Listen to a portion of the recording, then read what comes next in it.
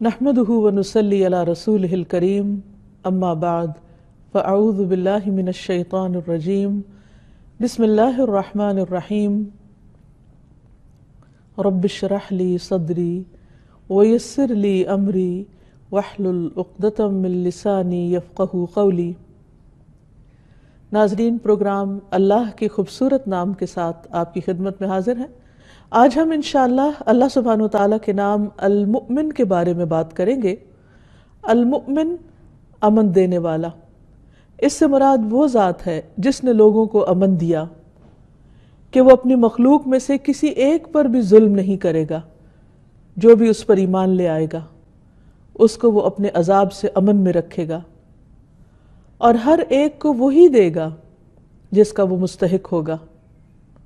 ارشاد باری تعالیٰ ہے، ان اللہ لا یظلم مثقال ذرۃ وان تک حسنۃ یضاعفها ویؤت من لدنہ اجرا عظیما۔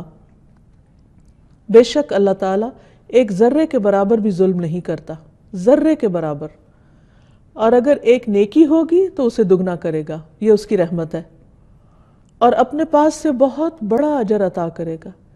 یعنی وہ ایک ذرے کو پہاڑ بنا سکتا ہے، اتنا زیادہ اس اجر کو ملٹی پلائی کر سکتا ہے، لیکن یہ نہیں ہو سکتا کہ اس ذرے کو کم کر دے، جو کسی کا حق بنتا ہے وہ اس کو نہ دے۔ ایک اور جگہ پر فرمایا، وَوُضِعَ الْكِتَابُ فَتَرَى الْمُجْرِمِينَ مُشْفِقِينَ مِمَّا فِيهِ وَيَقُولُونَ يَا وَيْلَتَنَا مَا لِهَذَا الْكِتَابِ لَا يُغَادِرُ صَغِيرَةً وَلَا كَبِيرَةً إِلَّا أَحْصَاهَا وَوَجَدُوا مَا عَمِلُوا حَاضِرًا وَلَا يَظْلِمُ رَبُّكَ أَحَدًا۔ اور کتاب رکھ دی جائے گی، یعنی کتاب اعمال، پس تو مجرموں کو دیکھے گا کہ وہ اس سے ڈر رہے ہوں گے، کیونکہ اس میں ان کے تمام اعمال لکھے ہوئے ہوں گے، جو کچھ اس میں ہوگا اس کے کانٹینٹ کی وجہ سے، اور کہیں گے ہائے ہماری بربادی، اس کتاب کو کیا ہے، نہ اس نے کوئی چھوٹی بات چھوڑی اور نہ کوئی بڑی بات چھوڑی، مگر اس نے اسے لکھ رکھا ہے، اور انہوں نے جو کچھ کیا وہ اسے موجود پائیں گے۔ وَوَجَدُوا مَا عَمِلُوا حَاضِرًا وَلَا يَظْلِمُ رَبُّكَ أَحَدًا، اور تیرا رب کسی ایک پر بھی ظلم نہ کرے گا۔ تو یہ اللہ سبحانہ وتعالیٰ کا وعدہ ہے، اور اس سے عدل ہی کی توقع ہے، اور اس پر ہمارا اعتماد اور بھروسہ ہے۔ اسی لیے جو لوگ ایمان لے آئیں، اس کے اطاعت گزار ہو جائیں، اس کے فرما بردار ہو جائیں، انہیں اس بات پر یقین رکھنا چاہیے کہ وہ انشاءاللہ ان کو اپنے امن میں رکھے گا۔ رسول اللہ صلی اللہ علیہ وسلم نے فرمایا، قیامت کے دن اللہ تعالیٰ ساری مخلوق کے سامنے ایک امتی کو باہر نکالے گا، اور اس کے سامنے 99 رجسٹر کھولے گا، جن میں سے ہر رجسٹر تا حد نگاہ پھیلا ہوا ہوگا، اور اللہ تعالیٰ اس سے پوچھے گا، کیا تو ان میں سے کسی کا انکار کرتا ہے؟ کیا کرام کاتبین نے تجھ پر کوئی ظلم کیا ہے؟ وہ کہے گا، نہیں ہے پروردگار۔ اللہ تعالیٰ فرمائے گا، کیا تمہارے پاس کوئی عذر ہے؟ تو وہ آدمی مبہوت ہو کر کہے گا کہ نہیں۔ اللہ تعالیٰ فرمائے گا، کیوں نہیں؟ ہمارے پاس تیری ایک نیکی ہے، آج تجھ پر کوئی ظلم نہیں کیا جائے گا۔ چنانچہ کاغذ کا ایک ٹکڑا نکالا جائے گا جس پر لکھا ہوگا کہ میں اس بات کی گواہی دیتا ہوں کہ اللہ کے سوا کوئی معبود نہیں، اور یہ کہ محمد صلی اللہ علیہ وسلم اللہ کے بندے اور اس کے رسول ہیں۔ اللہ تعالیٰ فرمائے گا، اسے میزان عمل کے پاس حاضر کرو۔ وہ عرض کرے گا، پروردگار، کاغذ کے اس پرزے کا اتنے بڑے رجسٹروں کے ساتھ کیا مقابلہ؟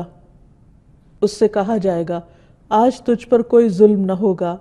چنانچہ رجسٹروں کو ایک پلڑے میں رکھا جائے گا، اور ان کا پلڑا اوپر ہو جائے گا، اور دوسرے پرزے کا یعنی کاغذ کا پرزہ دوسرے پلڑے میں رکھا جائے گا، اور وہ جھک جائے گا، کیونکہ اللہ کا نام ان سب سے زیادہ بھاری ہے۔ تو اس حدیث سے بھی یہ پتہ چلتا ہے کہ اگر کسی کے پاس ایک نیکی بھی ہوگی تو اللہ سبحانہ وتعالیٰ اس کو بھی ضائع نہیں کریں گے، اور اس کی وجہ سے اس کو امن عطا کریں گے۔ تب سوال یہ پیدا ہوتا ہے کہ اللہ سبحانہ وتعالیٰ کس کس کو امن دیں گے؟ ایک تو ان جنرل جو بھی اس پر ایمان لائے گا، لیکن اور وہ کون سی خاص باتیں ہیں کہ جو انسان کے لیے امن کا باعث ہوں گی؟ سب سے پہلے یہ کہ اللہ تعالیٰ اپنے دوستوں کو اہل ایمان کو امن عطا فرمائے گا۔ ارشاد باری تعالیٰ ہے سورۃ یونس میں، الا ان اولیاء اللہ لا خوف علیہم ولا هم یحزنون، سنو خبردار رہو، بے شک اللہ کے دوست، ان پر نہ کوئی خوف ہوگا اور نہ وہ غمگین ہوں گے۔ کون ہیں وہ؟ الذین آمنوا وکانوا یتقون، یہ وہ لوگ ہیں جو ایمان لائے اور وہ جو اللہ سے ڈرتے ہیں۔ یعنی جس شخص کے اندر اللہ کا ڈر ہوگا اور اس ڈر کے ساتھ وہ یہ زندگی بسر کرے گا اور اپنی ساری زندگی اللہ تعالیٰ کو راضی کرنے کی کوشش کرتا رہے گا، قیامت کے دن وہ اس گھبراہٹ سے محفوظ رہے گا۔ اس پر نمازی کے حالات کا کوئی غم ہوگا کہ اس نے اپنی زندگی صحیح طور پر نہیں گزاری، اور نہ آئندہ کے انجام کے بارے میں وہ فکر مند ہوگا۔ اسی طرح ایک اور آیت میں فرمایا، الذین آمنوا ولم یلبسوا ایمانہم بظلم اولئک لہم الامن وہم مہتدون، وہ لوگ جو ایمان لائے اور انہوں نے اپنے ایمان کو اس بڑے ظلم کے ساتھ ملایا نہیں، یعنی شرک نہیں کیا، یہی لوگ ہیں جن کے لیے امن ہے اور وہی ہدایت پانے والے ہیں۔ یعنی اگر کوئی بھی انسان یہ چاہتا ہے کہ اپنے انجام میں پرامن رہے تو اس کے لیے ضروری ہے کہ وہ ہر طرح کا شرک چھوڑ دے، کیونکہ قرآن مجید میں آتا ہے ان الشرک لظلم عظیم، کہ شرک بہت بڑا ظلم ہے، وہ اللہ سبحانہ وتعالیٰ کے حق میں کمی کرنا ہے۔ اللہ سبحانہ وتعالیٰ سارے گناہ معاف کر دے گا لیکن شرک کے گناہ کو معاف نہیں کرے گا۔ تو پیچھے جس شخص کا ذکر ہو رہا تھا کہ اس کے بہت سے رجسٹر گناہوں سے بھرے ہوئے تھے، لیکن اس کے مقابلے میں وہ توحید پر قائم تھا، خالص توحید پر، کہ میں اس بات کی گواہی دیتا ہوں کہ اللہ کے سوا کوئی الہ نہیں، کوئی معبود نہیں، اور محمد صلی اللہ علیہ وسلم اللہ کے رسول ہیں۔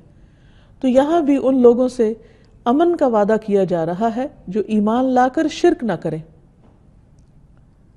شرک میں اللہ سبحانہ وتعالیٰ کی ذات، اس کی صفات، اس کے حقوق، اس کے اختیارات، کسی بھی چیز میں شرک کرنا اللہ تعالیٰ کو پسند نہیں۔ اور شرک اکبر سے بھی بچنا چاہیے کہ جس میں غیر اللہ کو سجدہ کرنا، یعنی اللہ کے علاوہ کسی کے آگے بھی جھکنا، یا کسی اور سے دعا کرنا، یا کسی اور کے نام پر صدقہ خیرات کرنا، یا کسی اور کو اپنا حاجت روا یا مشکل کشا سمجھنا، یہ تمام چیزیں شرک میں آ جاتی ہیں۔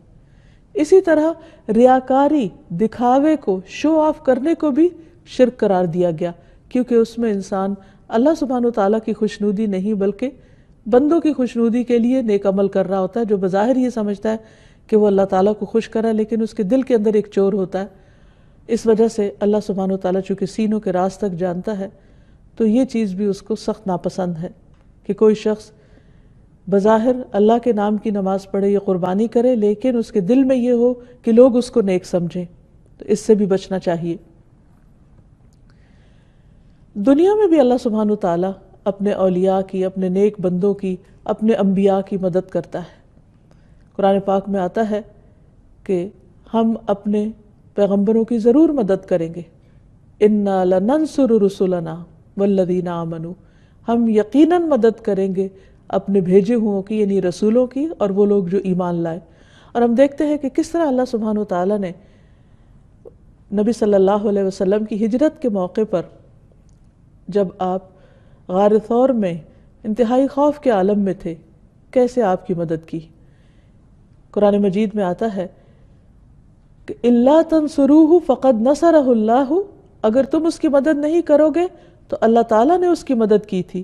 اِذْ أَخْرَجَهُ الَّذِينَ كَفَرُوا، جب اس کو ان لوگوں نے نکال دیا جنہوں نے کفر کیا، ثَانِيَ اثْنَيْنِ، دو میں سے دوسرا، اِذْ هُمَا فِي الْغَارِ، جب وہ دونوں غار میں تھے، اِذْ يَقُولُ لِصَاحِبِهِ لَا تَحْزَنْ، جب وہ اپنے ساتھی سے کہہ رہے تھے، یعنی حضرت ابو بکر سے کہہ رہے تھے، نبی صلی اللہ علیہ وسلم فرما رہے تھے کہ غم نہ کرو، ان اللہ معنا، بے شک اللہ ہمارے ساتھ ہے۔ کس طرح اللہ تعالیٰ نے اس خوف کے وقت میں امن عطا کیا۔ فَأَنزَلَ اللَّهُ سَكِينَتَهُ عَلَيْهِ، تو اللہ تعالیٰ نے ان پر اپنی سکینت نازل کی، وَأَيَّدَهُ بِجُنُودٍ لَمْ تَرَوْهَا، اور آپ کی مدد ایسے لشکروں کے ساتھ کی جو تم نہیں دیکھ سکتے تھے۔ وَجَعَلَ كَلِمَةَ الَّذِينَ كَفَرُوا السُّفْلَىٰ وَكَلِمَةُ اللَّهِ هِيَ الْعُلْيَا وَاللَّهُ عَزِيزٌ حَكِيمٌ۔ اور تم دیکھو کہ کس طرح اللہ نے ان لوگوں کی بات نیچی کر دی جنہوں نے کفر کیا، اور اللہ ہی کی بات سب سے اونچی ہے، اور اللہ سب پر غالب اور کمال حکمت والا ہے۔ تمام پیغمبروں کی تاریخ بتاتی ہے کہ کس طرح اللہ سبحانہ وتعالیٰ نے انتہائی مشکل مواقع پر، انتہائی خوف کے وقت ان کی مدد کی۔ نوح علیہ السلام اور ان کے ساتھیوں کو کس طرح نجات دی، کس طرح امن دیا۔ ابراہیم علیہ السلام کہ جن کے لیے ایک بہت بڑا آگ کا الاؤ تیار کیا گیا تھا اور ان کی قوم نے ان کو اس میں پھینک بھی دیا، تو اللہ سبحانہ وتعالیٰ نے اس بھڑکتی آگ کو کس طرح ان کے لیے گل و گلزار کر دیا۔ موسیٰ علیہ السلام اور ان کے ساتھیوں کی کس طرح مدد کی، اور اسی طرح دیگر پیغمبروں کی بھی، حضرت لوط علیہ السلام کی کس طرح مدد کی، اور حضرت صالح کی اور حضرت ہود کی۔ ان تمام پیغمبروں کو اللہ سبحانہ وتعالیٰ نے اپنی قوم کے مقابلے میں مدد عطا کی اور امن عطا کیا اور ان کا خوف دور کر دیا۔ اسی طرح صحابہ کرام کی اللہ سبحانہ وتعالیٰ مختلف جنگوں پر کس طرح مدد فرماتا رہا۔ ایک جگہ پر آتا ہے اذ یغشیکم النعاس امنۃ منہ، جب وہ تم پر اونگ طاری کر رہا تھا اپنی طرف سے، تم پر سکینت اتار رہا تھا۔ جنگ بدر کے موقع پر آتا ہے اذ یوحی ربک الی الملائکۃ انی معکم فثبتوا الذین آمنوا، جب تیرا رب فرشتوں کی طرف وحی کر رہا تھا کہ بے شک میں تمہارے ساتھ ہوں، بس تم ان لوگوں کو جمائے رکھو جو ایمان لائے ہیں، یعنی ایمان والوں کو ثابت قدم رکھو۔ اور کس طرح ایک معمولی تعداد اپنے سے 3 گنا بڑی تعداد کے مقابلے میں امن پا جاتی ہے اور کامیابی کی منزل کو پہنچتی ہے۔ یہ اللہ سبحانہ وتعالیٰ کی وہ نشانیاں ہیں جو ہم پوری تاریخ میں دیکھتے ہیں کہ کس طرح ایمان والے مختلف گھبراہٹ اور خوف اور پریشانی کے موقع پر امن میں رہے۔ تو یہ اللہ تعالیٰ کا وعدہ ہے۔ پھر اسی طرح اللہ تعالیٰ اہل ایمان کو برزخ میں بھی امن دیتے ہیں۔ حدیث میں آتا ہے کہ اگر مرنے والا نیک آدمی ہوتا ہے تو فرشتے اسے اس کی قبر میں اٹھا کر اس طرح بٹھاتے ہیں کہ اس پر کوئی خوف اور گھبراہٹ نہیں ہوتی، یعنی اس کے ایمان کی وجہ سے وہ تنہائی کا وقت اور وہ اندھیرے کی جگہ اس کے لیے پرسکون بن جاتی ہے۔ اصل میں تو یہ اللہ سبحانہ وتعالیٰ کا کرم ہے، اس کا فضل ہے کہ وہ اپنے بندے کو کسی بھی جگہ اس کے دل کی حالت بدل کر اس کو قرار اور چین نصیب کر سکتا ہے۔ پھر اسی طرح قیامت کے دن بھی ایسے لوگ گھبراہٹ میں نہیں ہوں گے۔ فرمایا لا يحزنهم الفزع الأكبر وتتلقاهم الملائكة هذا يومكم الذي كنتم توعدون، انہیں وہ سب سے بڑی گھبراہٹ غمگین نہ کرے گی، انہیں اس وقت کسی قسم کی کوئی پریشانی نہیں ہوگی، جبکہ ہر شخص پریشان ہوگا، ایمان والے اس پریشانی سے محفوظ ہوں گے۔ انہیں آگے سے لینے کے لیے فرشتے آئیں گے، یعنی ان کی مدد کے لیے، اور کہیں گے یہ ہے تمہارا وہ دن جس کا تم وعدہ دیے جاتے تھے۔ اسی طرح اللہ کی خاطر محبت کرنے والوں کو اس دن اللہ سبحانہ وتعالیٰ اپنے عرش کے سائے تلے جگہ عطا کریں گے اور وہ انتہائی امن میں ہوں گے۔ نبی صلی اللہ علیہ وسلم نے فرمایا اللہ کے کچھ بندے، کچھ لوگ ایسے بھی ہوں گے جو نہ نبی ہوں گے نہ شہید ہوں گے، مگر قیامت کے دن اللہ کے ہاں بلند مرتبے پائیں گے، اتنے کہ انبیاء اور شہداء بھی ان پر رشک کریں گے۔ صحابہ نے عرض کیا اے اللہ کے رسول صلی اللہ علیہ وسلم، آپ ہمیں بتائیے کہ وہ کون لوگ ہوں گے یعنی اتنے خوش قسمت کہ جن پر انبیاء بھی رشک کرے۔ آپ نے فرمایا یہ وہ لوگ ہوں گے جو آپس میں اللہ کی کتاب یا اللہ سے محبت کی بنا پر محبت کرتے تھے، یعنی ان کی باہم محبت اور ان کا تعلق اللہ کی کتاب کی وجہ سے تھا یا اللہ کی ذات کی وجہ سے، حالانکہ ان کا آپس میں نہ کوئی رشتہ تھا نہ مالی لین دین تھا۔ اللہ کی قسم ان کے چہرے پر نور ہوں گے، یعنی اس خوف اور گھبراہٹ کے دن ان کے چہرے پر نور ہوں گے، اور وہ لوگ پر نور ہوں گے۔ جب لوگ خوف زدہ ہو رہے ہوں گے تو انہیں کوئی خوف نہیں ہوگا، جب لوگ غمگین ہوں گے، غم کے گھونٹ پی رہے ہوں گے، پریشان ہو رہے ہوں گے، اس وقت انہیں کوئی غم اور پریشانی نہ ہوگی۔ پھر آپ نے یہ آیت تلاوت فرمائی الا ان اولیاء اللہ لا خوف علیہم ولا هم يحزنون، خبردار اللہ کے دوستوں کے لیے نہ کوئی خوف ہوگا اور نہ کوئی غم۔ عام طور پر جب اولیاء کا ذکر آتا ہے تو ہمارے ذہن میں ایک خاص تصویر آتی ہے کہ شاید وہ کوئی مافوق الفطرت قسم کے انسان ہوں گے، وہ عام انسان نہیں، جبکہ یہاں اس حدیث سے ہمیں پتہ چل رہا ہے کہ یہ وہ لوگ ہوں گے جو اللہ کی خاطر ایک دوسرے سے محبت کرنے والے ہوں گے۔ ذات، رنگ، نسل، قبیلہ، تمام باقی چیزیں پیچھے رہ جائیں گی اور صرف ایک دین کا رشتہ سب سے اہم رشتہ ہوگا، جس کی خاطر وہ ایک دوسرے کا احترام کریں گے، ایک دوسرے سے ملاقات کریں گے، ایک دوسرے پر اپنا مال خرچ کریں گے اور ایک دوسرے کی قدردانی کریں گے۔ ایسے لوگ اللہ سبحانہ وتعالیٰ کے ہاں امن میں پرسکون جگہوں پر ہوں گے جب ساری مخلوق پریشان حال پھر رہی ہوگی۔ پھر اسی طرح جو لوگ دنیا میں اللہ سے ڈرتے ہوئے زندگی بسر کرتے ہیں، قیامت کے دن ان پر کوئی خوف نہیں ہوگا۔ اللہ تعالیٰ فرماتے ہیں، مجھے میری عزت کی قسم، میں اپنے بندے پر 2 امن جمع کرتا ہوں، نہ 2 خوف۔ اگر میرا بندہ دنیا میں مجھ سے امن میں رہا، یعنی اسے ڈر نہ لگا کوئی، تو میں اسے بندوں کے حشر والے دن خوف دلاؤں گا۔ یعنی آج اگر کوئی پرواہ نہیں کرتا کہ اللہ تعالیٰ مجھ سے ناراض ہے یا راضی ہے، اور وہ اللہ تعالیٰ کو بھلا کر اور اس سے غافل ہو کر اپنی زندگی گزار رہا ہے، آج کی یہ غفلت کل کی پریشانی کا سبب ہوگی۔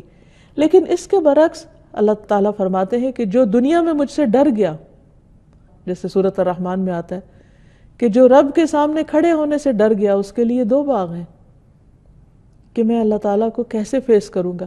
یعنی جب بھی اس کے سامنے کوئی نفس کی خواہش آتی ہے، کوئی ٹیمپٹیشن ہوتی ہے، تو وہ اللہ سے ڈر جاتا ہے اور یہ ڈر اس کو غلط کام کرنے سے روک دیتا ہے۔ تو ایسے لوگ جو دنیا میں اللہ سے ڈرتے ہیں، کل قیامت کے دن ڈر سے محفوظ رہیں گے اور پورے امن میں ہوں گے۔ تو فرمایا کہ لوگوں کے جمع ہونے کے دن میں اس بندے کو امن عطا کروں گا۔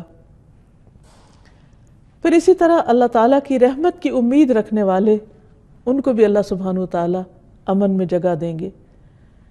نبی صلی اللہ علیہ وسلم ایک نوجوان کے پاس گئے جو فوت ہو رہا تھا۔ آپ نے فرمایا، تمہارا کیا حال ہے؟ وہ بولا، یا رسول اللہ، میں اللہ سے مغفرت کی امید بھی رکھتا ہوں لیکن اپنے گناہوں سے بھی ڈرتا ہوں۔ آپ نے فرمایا، 2 باتیں اس وقت میں جس بندے کے دل میں جمع ہو جائیں گی، یعنی امید اور ڈر، تو اللہ تعالیٰ اس کو وہ دے گا جس کی اس کو امید ہوگی، اور جس سے وہ ڈر رہا ہے اس سے اس کو امن دے دے گا۔ تو گویا جو شخص دنیا میں اللہ کا تقوی کرتے ہوئے، اللہ سے ڈرتے ہوئے گناہوں کو چھوڑ دے گا اور اللہ کو یاد کرتے ہوئے زندگی بسر کرے گا، اللہ سبحانہ وتعالیٰ قیامت کے دن اس کو امن عطا کرے گا۔ اسی طرح وہ لوگ جو اللہ کے راستے میں اپنا مال خرچ کرتے ہیں، اللہ تعالیٰ ان کو بھی امن عطا کرے گا۔ سورۃ البقرہ میں اللہ تعالیٰ فرماتے ہیں، الذین ينفقون اموالهم باللیل والنہار سرا وعلانیۃ فلہم اجرہم عند ربہم ولا خوف علیہم ولا ہم یحزنون۔ وہ لوگ جو اپنے مال رات اور دن، چھپے اور کھلے خرچ کرتے رہتے ہیں، یعنی نیکی اور بھلائی کے کاموں میں، ان کے لیے ان کا اجر ان کے رب کے پاس ہے، اور نہ وہ خوف زدہ ہوں گے اور نہ غمگین ہوں گے۔ المؤمن کا ایک اور معنی بھی کیا جاتا ہے، اور وہ ہے مظلوم کو ظالم سے پناہ دینے والا۔ یعنی ایک تو ہے خوف سے امن دینے والا، اور دوسرا ہے مظلوم کو ظلم سے پناہ دینے والا، ظالم کے ظلم سے۔ قرآن مجید میں اللہ تعالیٰ فرماتے ہیں، قُلْ مَنْ بِيَدِهِ مَلَكُوتُ كُلِّ شَيْءٍ وَهُوَ يُجِيرُ وَلَا يُجَارُ عَلَيْهِ إِن كُنتُمْ تَعْلَمُونَ۔ کہو کون ہے وہ کہ صرف اس کے ہاتھ میں ہر چیز کی مکمل بادشاہت ہے، اور وہ پناہ دیتا ہے اور اس کے مقابلے میں پناہ نہیں دی جاتی، اگر تم جانتے ہو۔ یعنی جس کو اللہ سبحانہ وتعالیٰ پناہ دے دے، جس کی وہ حفاظت کرے، پھر اس کو کوئی نقصان نہیں دے سکتا۔ ایک اور جگہ پر آتا ہے، قُلْ أَرَأَيْتُمْ إِنْ أَهْلَكَنِيَ اللَّهُ وَمَن مَّعِيَ أَوْ رَحِمَنَا فَمَن يُجِيرُ الْكَافِرِينَ مِنْ عَذَابٍ أَلِيمٍ۔ آپ کہہ دیجئے، کیا تم نے دیکھا کہ اگر اللہ مجھے اور ان کو جو میرے ساتھ ہے ہلاک کر دے یا ہم پر رحم فرمائے، تو کون ہے جو کافروں کو دردناک عذاب سے پناہ دے؟ یعنی اللہ سبحانہ وتعالیٰ کے مقابلے میں کوئی پناہ نہیں دے سکتا۔ ایک اور حدیث میں آتا ہے، نبی صلی اللہ علیہ وسلم فرمایا کرتے تھے، اللہم انی اعوذ بک من الفقر والقلۃ والذلۃ واعوذ بک من ان اظلم او اظلم۔ اے اللہ، میں تیری پناہ چاہتا ہوں فقیری سے، کمی سے، ذلت سے اور پناہ چاہتا ہوں تیری کہ میں کسی پہ ظلم کروں یا مجھ پر کوئی ظلم کرے۔ تو اللہ سبحانہ وتعالیٰ پناہ دینے والے ہیں ہر ظالم کے ظلم سے، اس لیے انسان کو اللہ تعالیٰ ہی کی پناہ مانگتے رہنا چاہیے۔ المؤمن کا ایک اور معنی ہوتا ہے تصدیق کرنے والا، یعنی وہ ذات کہ جب مومن اس کی توحید کا اقرار کریں گے تو وہ ان کی تصدیق کرے گا، وہ ان کی بات کو سچ مان لے گا، کیونکہ اللہ سبحانہ وتعالیٰ ہی وہ واحد ذات ہے جس نے اپنی توحید بیان کی ہے۔ شہد اللہ انہ لا الہ الا ہو والملائکۃ واولو العلم قائما بالقسط لا الہ الا هو العزیز الحکیم ان الدین عند اللہ الاسلام۔ اللہ نے گواہی دی ہے کہ بے شک حقیقت یہ ہے کہ اس کے سوا کوئی معبود نہیں، اور فرشتوں نے اور علم والوں نے بھی، اس حال میں کہ وہ انصاف پر قائم ہے، اس کے سوا کوئی معبود نہیں، سب پر غالب ہے، کمال حکمت والا ہے، بے شک دین اللہ کے نزدیک اسلام ہی ہے۔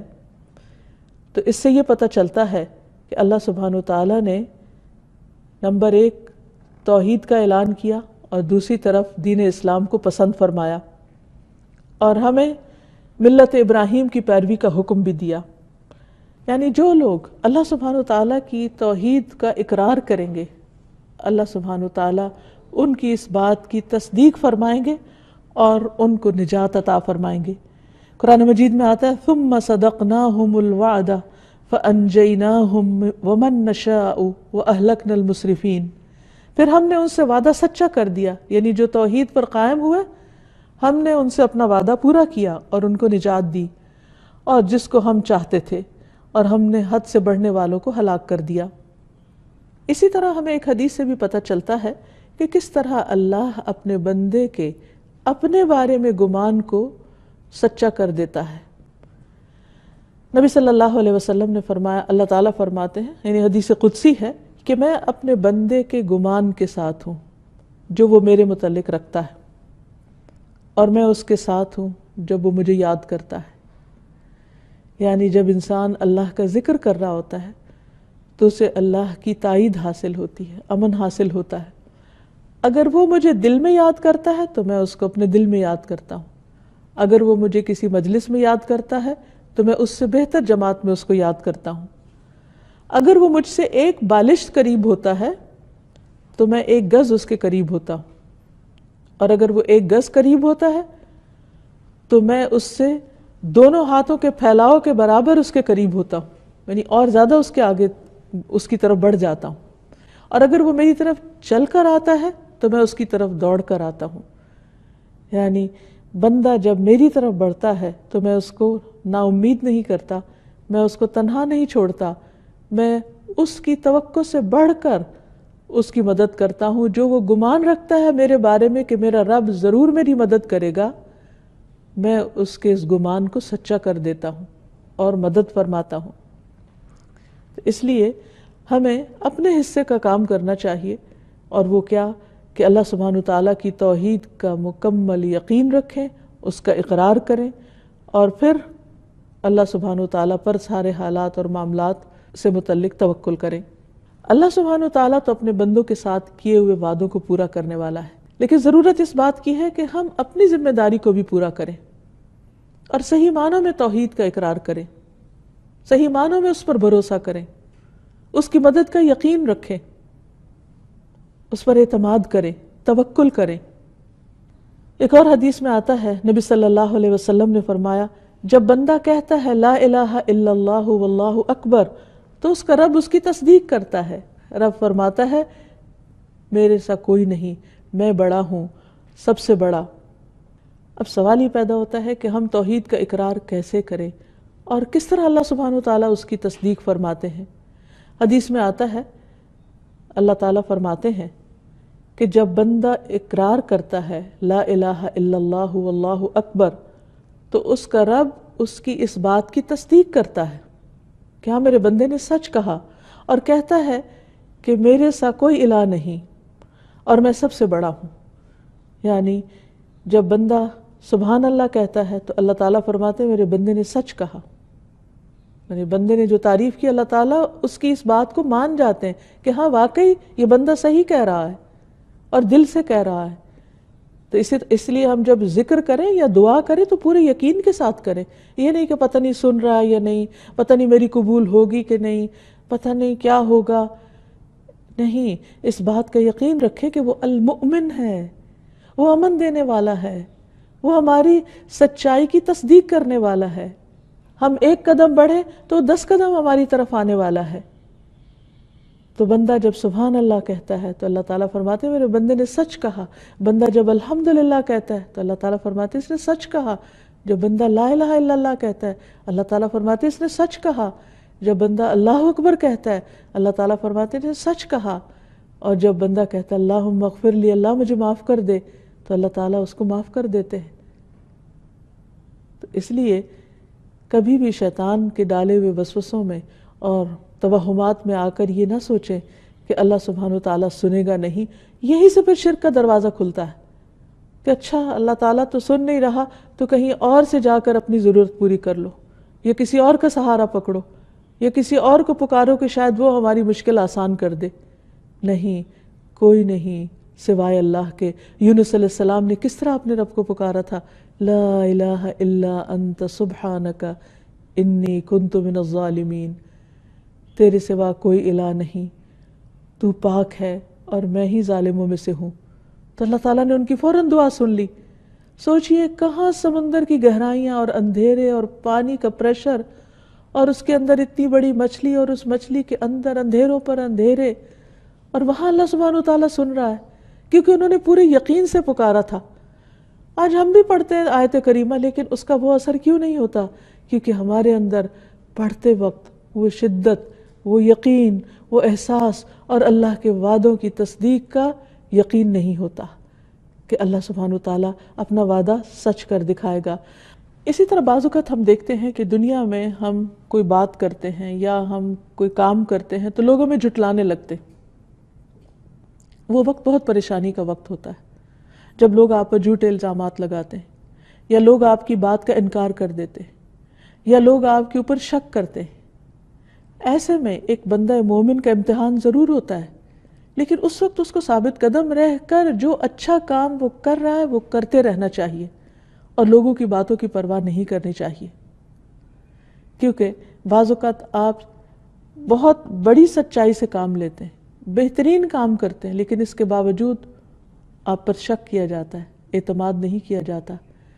ایسے میں انسان کے لیے صرف ایک ہی راستہ ہے اور وہ ہے اللہ سبحانہ تعالیٰ کی جناب کا، اس کی بارگاہ کا، کہ وہ ہر حال میں اس کو اس وقت پکارے اور اس بات کا یقین رکھے کہ اللہ کی مدد ضرور آئے گی.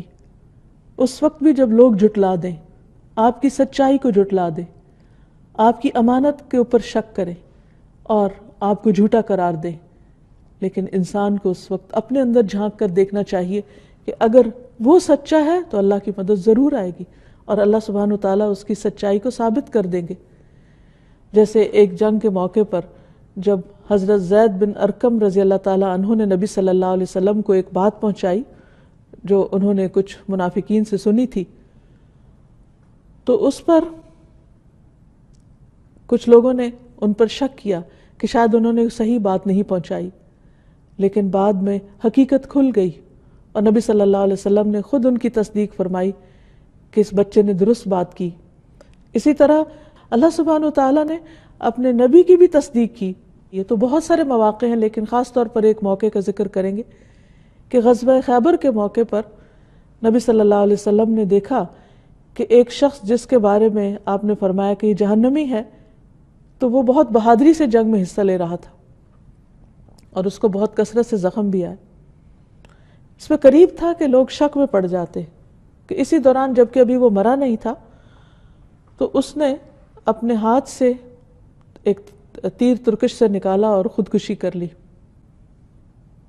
تو اس سے پہلے جو لوگ یہ کہہ رہے تھے کہ نبی صلی اللہ علیہ وسلم نے اس کے بارے میں پیشن گوئی کی تھی کہ یہ شخص جہنمی ہے اور ہم دیکھ رہے ہیں کہ وہ بہت بہادری سے لڑ رہا ہے، تو یہ کیسے؟ لیکن جب اس کا انجام دیکھا جو چند ہی لمحوں میں سامنے آ گیا تو ان کو یقین ہو گیا کہ جو کچھ آپ صلی اللہ علیہ وسلم نے فرمایا تھا وہ بالکل درست تھا. اس شخص نے دراصل خودکشی کر لی تھی جس کا یہ انجام اس کے سامنے آیا۔ اسی طرح ہم عام روزمرہ زندگی میں دیکھتے ہیں کہ بعض اوقات کوئی شخص کسی کام کے کرنے کا دعویٰ کر لیتا ہے، یا کسی سے کوئی وعدہ کر لیتا ہے، یا کسی نیک کام کی نیت کر لیتا ہے، لیکن اس کے مطابق اس کے پاس وسائل نہیں ہوتے، اس کے پاس مواقع نہیں ہوتے، لیکن وہ اپنی نیت میں سچا ہوتا ہے، تو اللہ سبحانہ وتعالی غیب کے خزانوں سے اس کی مدد فرما دیتا ہے۔ اس سلسلے میں ایک واقعہ حضرت انس بن نضر کا ملتا ہے کہ کس طرح انہوں نے اپنی بات کو سچ کر دکھایا۔ جنگ بدر میں انہیں شرکت کا موقع نہیں ملا تھا، تو انہوں نے نبی صلی اللہ علیہ وسلم سے عرض کی کہ اللہ کے رسول صلی اللہ علیہ وسلم، اگر آئندہ کوئی موقع آئے گا تو اللہ تعالیٰ آپ کو دکھا دے گا کہ میں کس طرح اپنی دل و جان کے ساتھ حاضر ہوتا ہوں۔ بہرحال وہ جنگ احد میں شریک ہوئے۔ جب مسلمانوں پر اچانک حملہ ہوا تو سب لوگ تتر بتر ہو گئے۔ اس موقع پر حضرت انس بن نضر کو اپنی وہ بات یاد تھی جو انہوں نے نبی صلی اللہ علیہ وسلم سے عہد کیا تھا۔ جب انہوں نے دیکھا کہ مسلمان بھاگتے چلے جا رہے ہیں تو کہنے لگے، یا اللہ، جو انس بن نضر کا مالک ہے، میں ان کی اس حرکت سے بری ذمہ ہوں۔ اور دوسری طرف مشرکین نے جس طرح نبی صلی اللہ علیہ وسلم کو زخمی کیا اور آپ کا دندان مبارک شہید ہو گیا، تو کہنے لگے کہ یا اللہ، میں ان مشرکین کی اس حرکت سے بھی سخت بیزار ہوں۔ اور پھر اس کے بعد حضرت سعد بن معاذ سے ملے، کہنے لگے کہ اے سعد، قسم ہے نظر کے پروردگار کی، جنت مجھے احد کے پرے سے اس کی خوشبو آ رہی ہے۔ اور پھر اس کے بعد وہ آگے بڑھے اور رسول اللہ صلی اللہ علیہ وسلم کا دفاع کرنے لگے۔ ان کا حال یہ تھا کہ مشرکین نے ان کے جسم پر اتنے تیر مارے تھے اور پھر ان کا مسلح بھی کر دیا تھا کہ ان کی شکل بھی نہیں پہچانی جاتی تھی، اور ان کی بہن نے ان کی انگلیوں سے ان کو پہچانا تھا۔ ان کے بارے میں قرآن مجید کی پھر یہ آیت نازل ہوئی تھی، رجال صدقوا ما عاہدوا اللہ علیہ، کچھ لوگ ایسے ہیں جنہوں نے اللہ سے کیے ہوئے وعدے کو سچا کر دکھایا، یعنی اللہ سبحانہ وتعالی نے ان کے اس وعدے کی تصدیق کی۔ پھر اسی طرح المؤمن کا ایک اور معنی ہے اپنے وعدوں کو پورا کرنے والا، یعنی اللہ سبحانہ وتعالی جو فرماتا ہے وہ سچ فرماتا ہے اور وہ اپنے وعدے سے پھرتا نہیں۔ اللہ سبحانہ وتعالی نے اہل ایمان سے وعدہ کر رکھا ہے کہ اگر وہ ایمان لا کر نیک عمل کریں گے تو وہ انہیں باغات میں، یعنی جنت کے باغات میں داخل کرے گا۔ والذین آمنوا وعملوا الصالحات سندخلهم جنات تجری من تحتها الانہار خالدین فیہا ابدا وعد اللہ حقا ومن اصدق من اللہ قیلا۔ اور وہ لوگ جو ایمان لائے اور انہوں نے نیک اعمال کیے، ان قریب ہم انہیں ایسے باغوں میں داخل کریں گے جن کے نیچے نہریں بہتی ہیں، ہمیشہ ان میں رہنے والے، ہمیشہ ہمیشہ۔ اللہ کا سچا وعدہ ہے، اور اللہ سے زیادہ بات میں کون سچا ہو سکتا ہے۔ بہت دفعہ ایسا ہوتا ہے کہ جب جنت کی بات کی جاتی ہے تو لوگ ہنس پڑتے ہیں اور اس کو بس ایک خیال سمجھتے ہیں، یہ ایک خیالی دنیا سمجھتے ہیں، اور وہ کہتے ہیں کہ انجوائے کرنے کی چیز تو یہ دنیا ہے، کل کس نے دیکھی۔ اللہ سبحانہ وتعالیٰ نہ صرف یہ کہ آخرت کے وعدے پورے کرے گا، بلکہ دنیا میں بھی اللہ تعالیٰ نے اہل ایمان سے جو وعدے کیے ہیں ان کو بھی پورا فرمائے گا۔ سورۃ النور میں اللہ تعالیٰ فرماتے ہیں، وعد اللہ الذین آمنوا منکم وعملوا الصالحات لیستخلفنہم فی الارض کما استخلف الذین من قبلہم وَلَيُمَكِّنَنَّ لَهُمْ دِينَهُمُ الَّذِي ارْتَضَىٰ لَهُمْ وَلَيُبَدِّلَنَّهُمْ مِنْ بَعْدِ خَوْفِهِمْ أَمْنًا يَعْبُدُونَنِي لَا يُشْرِكُونَ بِي شَيْئًا وَمَنْ كَفَرَ بَعْدَ ذَلِكَ فَأُولَٰئِكَ هُمُ الْفَاسِقُونَ۔ اللہ نے ان لوگوں سے جو تم میں سے ایمان لائے اور انہوں نے نیک اعمال کیے یہ وعدہ کیا ہے کہ وہ انہیں زمین میں ضرور جانشین بنائے گا، جس طرح اس نے ان لوگوں کو جانشین بنایا جو ان سے پہلے تھے، اور ان کے لیے ان کے اس دین کو ضرور اقتدار دے گا، یعنی غلبہ دے گا جسے اس نے ان کے لیے پسند کیا ہے، اور ہر صورت انہیں ان کے خوف کے بعد بدل کر امن دے گا۔ یہ اللہ کا وعدہ ہے کہ جو ایمان لا کر اچھے کام کریں گے، اللہ سبحانہ و تعالیٰ ان کے خوف کو بدل کر انہیں امن عطا کرے گا۔ وہ میری عبادت کریں گے، میرے ساتھ کسی چیز کو شریک نہیں ٹھہرائیں گے، اور جس نے اس کے بعد کفر کیا تو یہی لوگ فاسق ہیں۔ اور اللہ سبحانہ تعالیٰ نے نبی صلی اللہ علیہ وسلم کے ساتھ اور صحابہ کے ساتھ کیا ہوا یہ وعدہ پورا کیا، اور تاریخ اس بات کی گواہ ہے کہ حضرت عمر رضی اللہ تعالیٰ عنہ کے دور میں اس قدر امن ہو گیا تھا، اور یہ وہی عرب تھا کہ جہاں کسی کی عزت محفوظ نہیں تھی، ہر طرف چوریاں اور ڈاکے تھے اور ہر طرف جنگ و جدل تھا۔ کس طرح حضرت عمر رضی اللہ تعالیٰ عنہ کے دور میں جب ایران فتح ہوتا ہے اور اس کا تاج شاہی مدینہ لایا جاتا ہے جو ہیرے جواہرات سے بھرا ہوا ہوتا ہے، اور جب وہ پہنچتا ہے تو اس میں سے ایک ہیرا بھی راستے میں نہیں چرایا جاتا، ایک ہیرا بھی کم نہیں ہوتا۔ یہ کیسا ایمان تھا، یہ کیسی امانت تھی، یہ کیسی صداقت تھی، یہ کیسی رحمت تھی اللہ کی۔ لیکن اللہ سبحانہ وتعالیٰ نے نبی صلی اللہ علیہ وسلم کے ذریعے ایسے افراد تیار کرائے کہ جنہوں نے واقعی دنیا میں حقیقی امن کا ایک نمونہ قائم کر کے دکھایا۔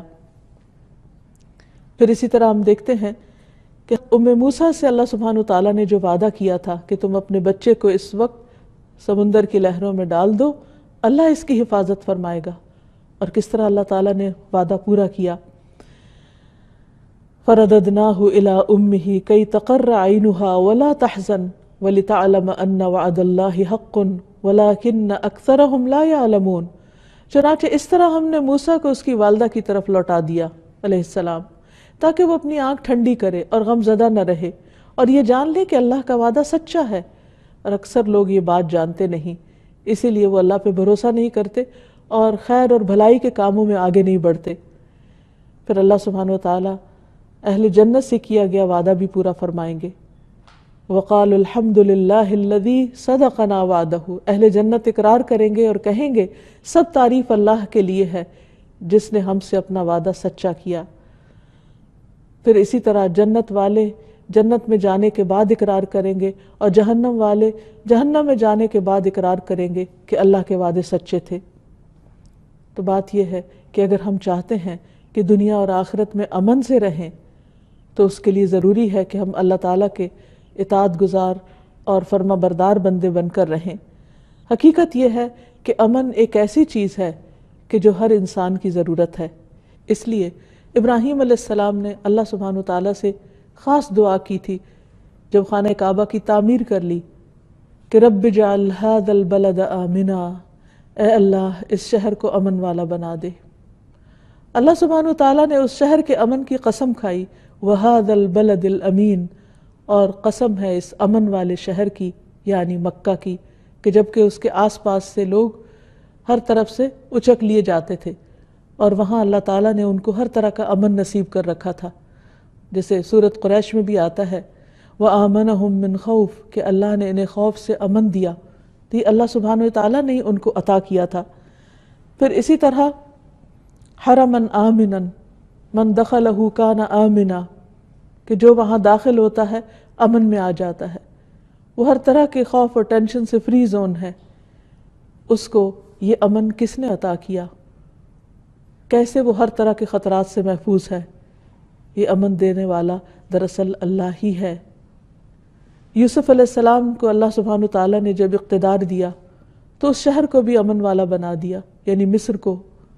جب ان کے بھائی اور ان کے والد اس شہر میں داخل ہو رہے تھے تو انہوں نے کہا تھا کہ ادخلوا مصر انشاء اللہ آمنین، مصر میں داخل ہو جاؤ انشاءاللہ امن کے ساتھ رہو گے۔ تو حقیقت یہ ہے کہ ہم سب کو اس بات کی ضرورت ہے کہ ہم اللہ سبحانہ وتعالیٰ سے خاص التجا کریں، فریاد کریں کہ وہ ہماری ذاتی زندگیوں میں، ہماری اجتماعی زندگیوں میں، ہمارے شہروں اور ہمارے ملکوں میں امن قائم فرمائے، کیونکہ اسی کی طرف سے امن آتا ہے اور وہی امن دینے والا ہے۔ جب ہم اپنے چاروں طرف بدامنی دیکھتے ہیں، اپنے گھروں میں، اپنے محلوں میں، اپنے شہروں میں، اور اس کی وجہ سے ہمارا دل تنگ ہوتا ہے، تو اس کے لیے ضروری ہے کہ ہم اللہ سبحانہ وتعالیٰ کو خوب خوب پکاریں کہ اے امن دینے والے، تو ہم سب کو امن عطا کر، جس طرح تو نے ابراہیم علیہ السلام کی دعا سنی اور مکہ کو امن والا شہر بنایا، اس طرح ہمارے رہنے کی جگہوں کو بھی باعث امن بنا دے۔ دلوں کا اضطراب اور دلوں کی بے چینی، اس کو دور کرنے والا صرف اللہ رب العزت ہی ہے۔ اللہ تعالی ہمیں اپنی اطاعت کی توفیق دے، ان کاموں کی توفیق دے جو امن کو لے کر آتے ہیں اور اللہ کی رحمت کو جوش میں لاتے ہیں، اور ان چیزوں سے بچائے کہ جس سے امن ختم ہوتا ہے، کیونکہ امن تعمیر اور ترقی کے لیے نہایت ضروری ہے، اس دنیا کی فلاح اور آخرت کی کامیابی کے لیے بہت ضروری ہے۔ اللہ تعالی ہمیں امن نصیب فرمائے۔ وآخر دعوانا ان الحمد للہ رب العالمین۔